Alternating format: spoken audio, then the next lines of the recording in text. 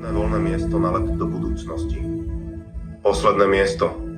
Vzali si ho. Neviem, či je niekto na čakačke. Ja som tam už bol. Nič moc. Tá budúcnosť.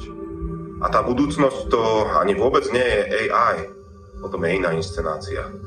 Je to pravý opak AI. Ľudská tuposť. Zývanie s otvorenými očami, kapry a zaschnuté slzy, keď sa ráno zobudíš a nevieš a nepamätáš si a rozmýšľaš a nespomínaš si. A niečo v tých solných stopách na tvojom líci hovorí, to je budúcnosť, ale je ráno. Nie som hore ani tak dlho a už niekto volá. Čo chceš? Keby som sa to opýtal seba, tiež nemám odpoveď. Ani nič iné.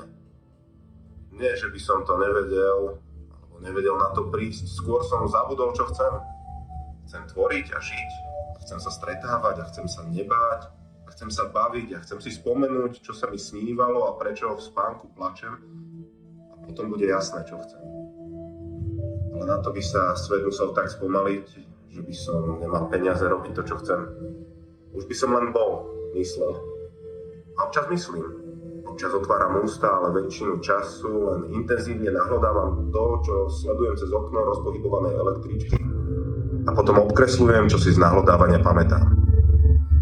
Niekedy tam niečo nové objavím. Niekedy sú to obrazy. Tie obrazy tak nekonkrétne, no stále rozpoznateľné.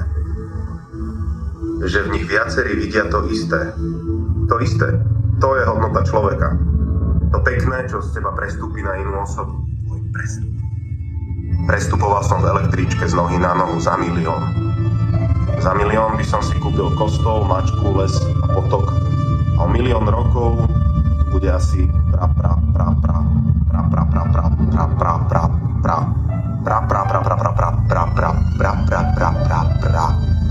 pravnúčka mojej dcéry, ktorá mi povedala, že vyzerám jak básnik. Ešte nevie čítať. Možno aj potom, ako básnik nepríde. Kde som skončil? Aha, začať od znovu. Prešlapujem budúcnosť. Teraz nie je čas myslieť, čas spomínať, je čas sa báť. A ja sa bojím, že si budem spomínať na strach. Desí ma to. Kvety, lúky, lesy, ktoré nestihnem ukázať dcére. Ani ich kúpiť. Žaby,